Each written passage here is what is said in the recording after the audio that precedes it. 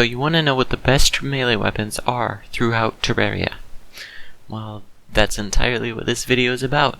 To get right into it, let me explain how I figured out the best weapons to use. I looked at the wiki and selected the more notable or interesting melee weapons. Then I tested each one and eliminated the low damage or difficult to use weapons. And then I recorded boss fights with the appropriate gear against the appropriate bosses. Finally, I narrowed each section down as much as I could to make this video shorter and less information intensive. Now to actually start the video. The Eye of Cthulhu is generally seen as an easy boss to defeat, since you can just make a 1,000 tile platform and run for the whole fight, but that often makes certain weapons like the Sunfury or Enchanted Sword difficult to aim. So even though a large majority of people would probably use a Sunfury or Enchanted Sword, the Amazon Yo-Yo is actually the second best weapon to use, with the first being the Ball of Hurt. Because of the new way flails work, they are actually viable pre-hard mode, and maybe even in hard mode. Of course, if you have trouble aiming weapons, then just use the Amazon with the white string accessory. Skipping all the way to all of pre-hard mode, since there isn't much in between, Sunfury is the best melee weapon in pre-hard mode. While the Knight's Edge seems powerful and the Cascade does decent damage, they just aren't more powerful than the Sunfury or the Dark Lance, which itself is good for keeping the hungry at bay. Pre-Mex is probably one of the worst times to be a melee-based character, especially since the Shadow Dodge has been moved from titanium to hollowed armor.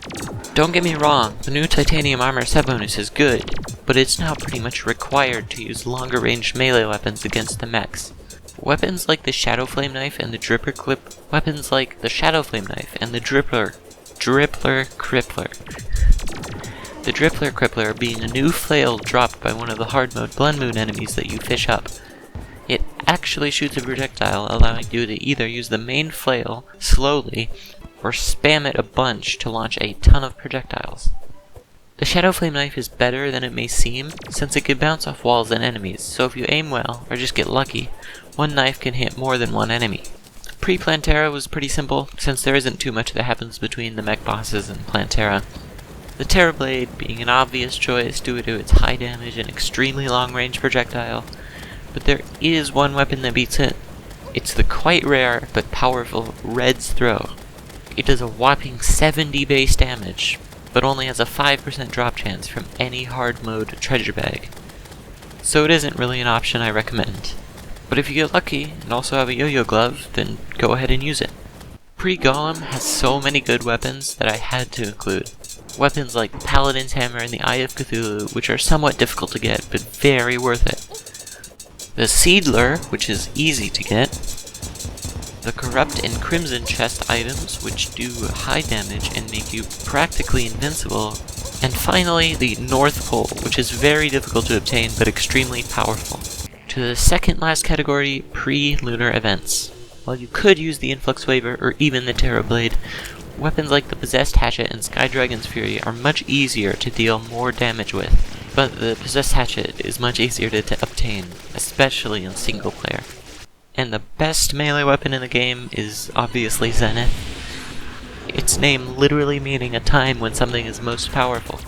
But if you accidentally trashed your copper short sword in your tin world, or you just can't find an enchanted sword, the Terrarian is about half as powerful as Zenith, and just as applicable as long as you have a yo-yo bag.